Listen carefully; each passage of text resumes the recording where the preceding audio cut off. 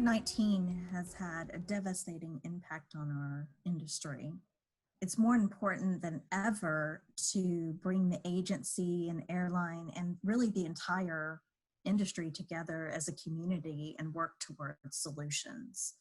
The debit memo working group was really created for that reason, of course, specifically to focus on debit memos. But Paige, can you tell me a little bit about the debit memo working group, kind of how it got started a little bit more, and what's been going on? Hey, sure, Shelly, no problem. The Debit Memo Working Group, it's an ARC-initiated group that brings together all three stakeholders, the airlines, the agents, and the GDSs, to work together. Initially, the thought was on debit memo resolution and avoidance, potentially. We wanted to look at the root causes and try to find a way to reduce volumes to benefit all three stakeholders.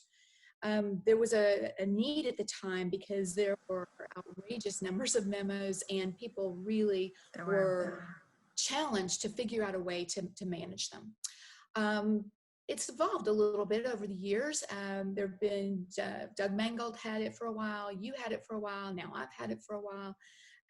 And really it's a great way to bring competitors to an environment that is truly a safe space where they can discuss some of these issues, of course, avoiding anything that's not supposed to be talked about, like commission or fees, things like that.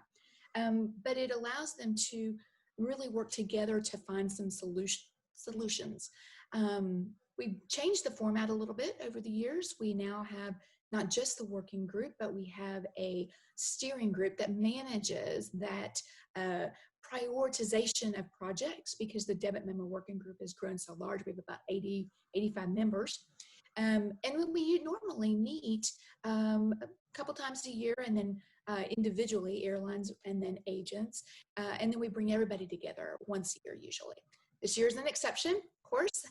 Of course. Has made so many changes to everything, and debit memo working group is one. So there are other participants in the group, right? You've got IATA actually sits in, That's right. ATPCO sits in, so and ASTA sits in as well. Yeah. So it's it's funny because I remember when it was first started, and there was a lot of skepticism around it, but it really took off, and I think the members are actually, the participants are pretty loyal. It's got quite a following, actually. So it does. When it started, I actually was on the airline side, and that's right. A oh my gosh moment that we were all sitting in a room together, like, can we really be doing this? Can this really be a benefit to anyone? And it definitely, like you say, with the following, it definitely has proved itself. And it did some great work. When I first came to ARC, almost 4.5 years ago, you all were just putting in the debit memo reason codes, and that entire process was just in the infancy. Since then, we've done other things. We put in best practices for debit memo auditing, issuance, resolution, and that was a huge effort. The constituents then wanted to start working on IROP sched change, and that focus group worked for almost 2 years to put together a document. It's a best practices, definitely not a mandate, and it's ready for release. It was ready March 1st, but of course COVID-19 happened, and so we delayed that release. And then we also now have a tax focus group that we're working with ATPCO and IATA. Again, this is our first really joint group, and we've been able to start the process. Of course, COVID-19 interrupted it as well, but we have really started the process of trying to figure out how to manage tax memos that are issued when potentially there's a misinterpretation about how a tax should be assessed, either by ATPCO, by the carriers, by the GDSs. So that is still a work in progress. There's, another aspect. You mentioned the focus groups. There actually is a subgroup off of the debit memo working group, the chargeback subgroup. Yes. They've been pretty busy lately. So one of the things that we've talked about is how COVID-19 has impacted the debit memo working group. And I think the chargeback subgroup was always very active, but of course, when COVID-19 hit, they were meeting weekly there for a while. Yes. And they bring in, this similar group of people, although be it, kind of focused on credit cards. And they work a lot with the card companies and try to set best practices and talk about the issues that were happening in terms of cancellations and refunds and how that was going to impact, chargebacks essentially. Do you see that continuing through the rest of the year? Maybe if you look at the differences between 2019 memo issuance and 2020 memo issuance, you see a very similar pattern. One of the things that we are, really had a lot of conversation with airlines about recently was that is still very static and very similar. Now, one of the reasons is because airlines utilize audit companies to be able to issue their memos. And audit companies usually run in arrears about 60 to 90 days.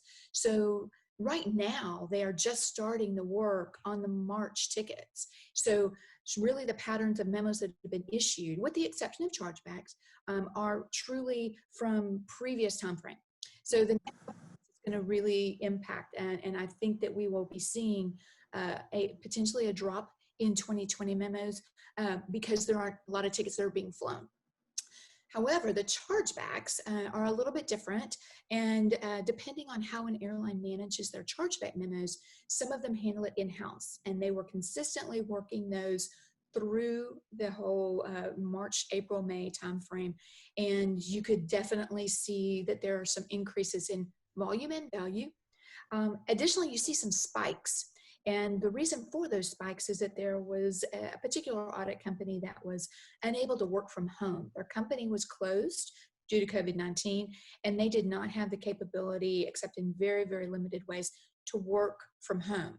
So you see those big spikes when they actually were able to get back to the office and start working again.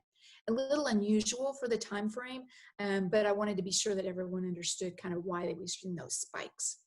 We'll see how things go. There are a lot of airlines, we've heard through the credit card subgroup, that if the chargeback comes through for a canceled flight, they're accepting those chargebacks and not issuing the memo to the agent. However, that's not what every airline is doing.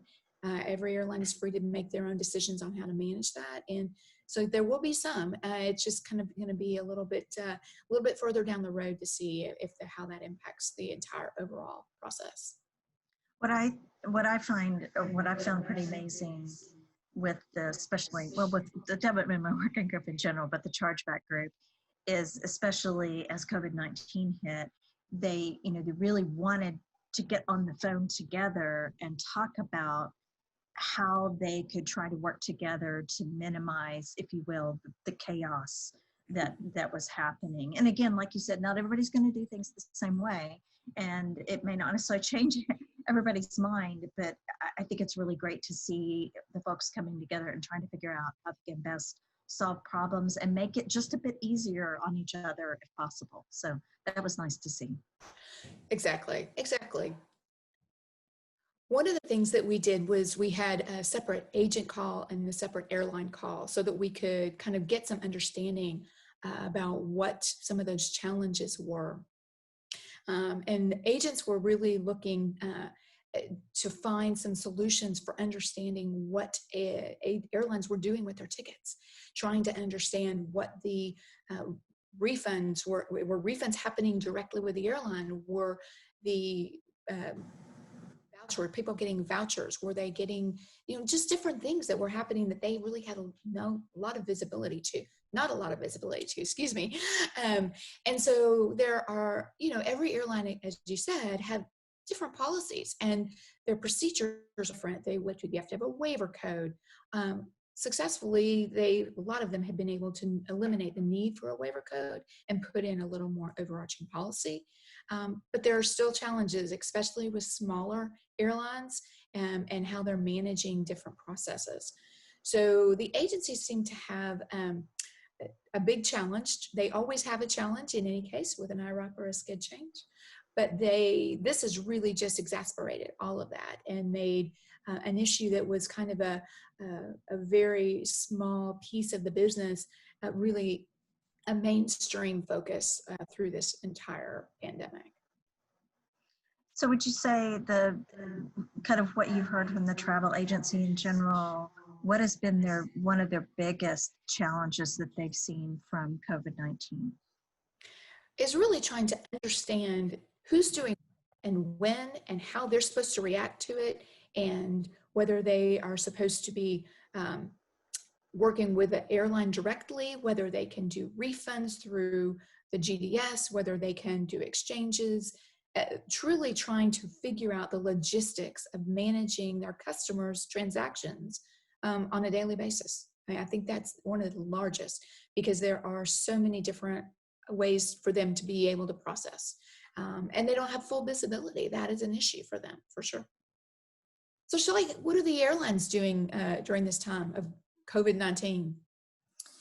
So they have a lot of challenges. A couple of the challenges that they have are around extending ticket validity. And what that means is that when you purchase a ticket, that ticket is valid for a certain period of time. Typically, although not always, it's about 13 months from the date of issue. Again, that changes by airline. And with COVID, the airlines wanted to extend that, right? They wanted to give the passengers the ability to use that ticket beyond that timeline. They were faced with both refunds at the same time. So they also wanted a way to give the passenger an option to say, hey, I don't necessarily have to refund the ticket because of financial, reasons. I want to give you the opportunity to use that again in the future.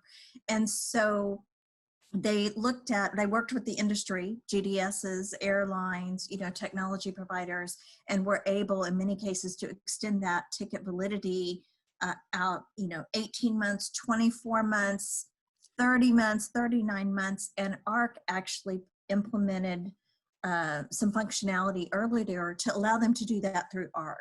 So we're sort of the settlement piece of the puzzle. And so when that transaction comes to us, we typically had a 13-month window on it ourselves. And so now each airline can individually select what they want. If they want to extend to 18 months, or if they want to go to 24 months or beyond that. And we've allowed them to do that, which is great. And we also put that on a website, right? We have our refund and exchange website that shows travel agencies which airlines have extended that ticket validity window. It also shows which airlines, what they're doing in terms of refunds. Are they allowing the agency to refund it directly themselves?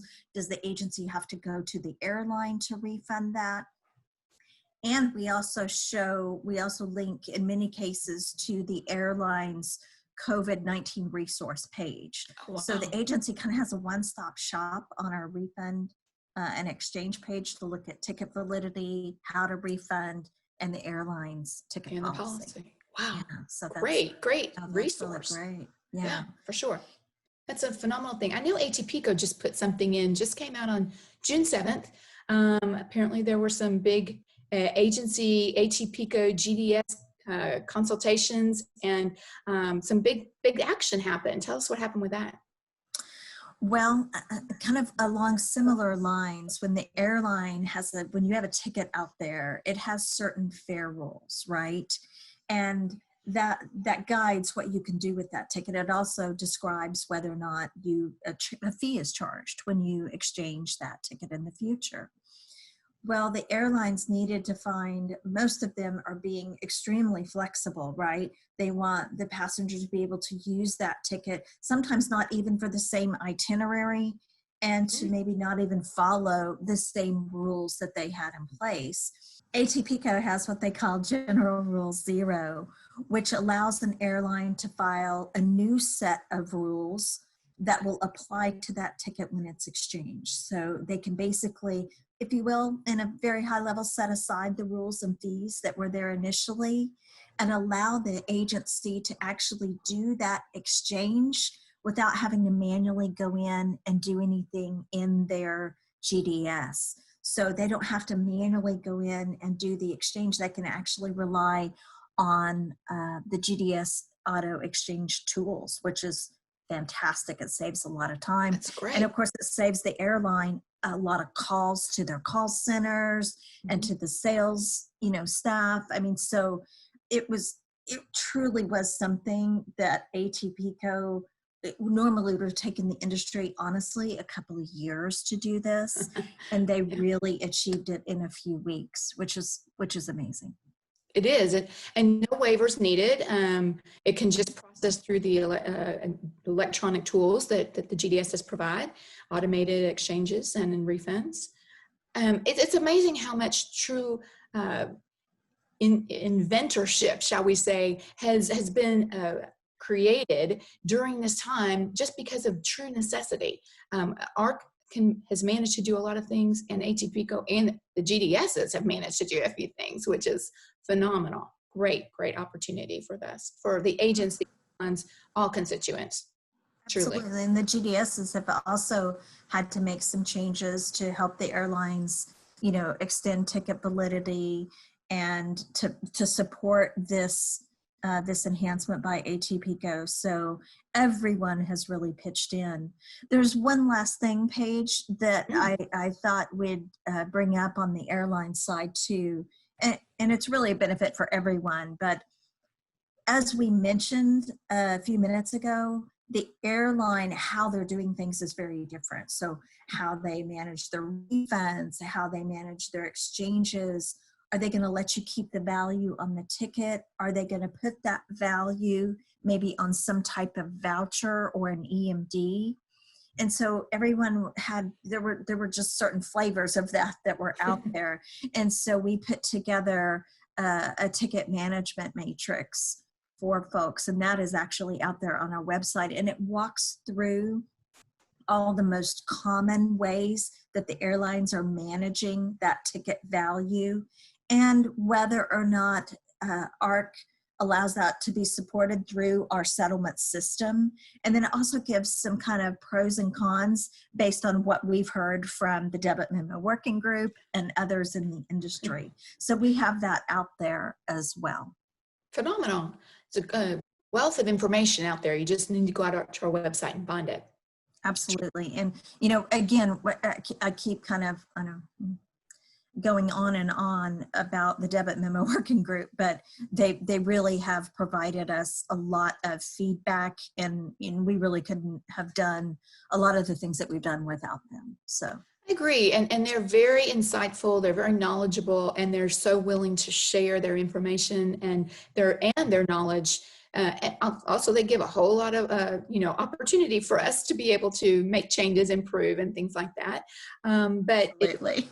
Very welcome. Yes. No, so what would be one of the last things that you would want to really say, recommendations for airlines out there today? Would you have anything that you'd like to kind of really implore that this is be a great opportunity for them? Yes, one of the things that we heard from the chargeback subgroup page was that if the airline has canceled a flight and the customer has actually charged that back to the airline, for the airline to go ahead and accept the chargeback and not issue a debit memo. Because the issuance of that debit memo doesn't really gain them anything. And it takes up a lot of resources, both on their part and the agency's part. So we know a lot of airlines do that already, but that is definitely one big recommendation that we would put out there is if you cancel flights, go ahead and accept that chargeback and don't issue a debit memo. Yeah. And so the other thing is, and we have seen this a lot, is to be as clear as possible about how you want the agency to manage exchanges and refunds, and put that just as clear as possible out on your website, and to be flexible. I have to admit, though, we've seen that a lot with COVID-19, and we encourage that to continue because, everyone is in a difficult position. And if the airlines can be flexible, with the agencies, especially around debit memos as we move forward. That's a recommendation. What about the flip side, Paige? Well, I think that one of the things airline agencies need to really be aware of is that this is a very difficult time, truly financially, for the airlines. They are obviously not flying a lot of planes, not a lot of passengers, which means their revenues have plummeted, and they are all looking at reduction in force. They have a time frame where they can then potentially let people go, and we all know that that's happening. They've all indicated that will be their plan, and there are a lot of people who've already been furloughed. So timing within the airline really, again, needs to be taken into consideration when the agencies are looking for an answer to a memo or a dispute, something along that line, because they may not have the people in place at the airline to help them through and manage those disputes and questions. So that's what I would say, be aware of potential airline furlough. Another one, again, be flexible and be understanding that it is very, very different by airline, and that they all understand that this is an exceedingly difficult time for all, and to be a little more patient potentially. And I think maybe one of the next ones is to really understand that while their customer may need a refund and they want to give it, they really need to look at our sites to understand the policies for each airline, because they are different, and it will be easier, I think, and from everything you said, Shelly, much easier for them to go to a one-stop shop location to get that information than to try to go to each airline site individually. So those are the three that I would think for the best process for agents. Thank you very much. Thank you. Appreciate it. It's been a pleasure.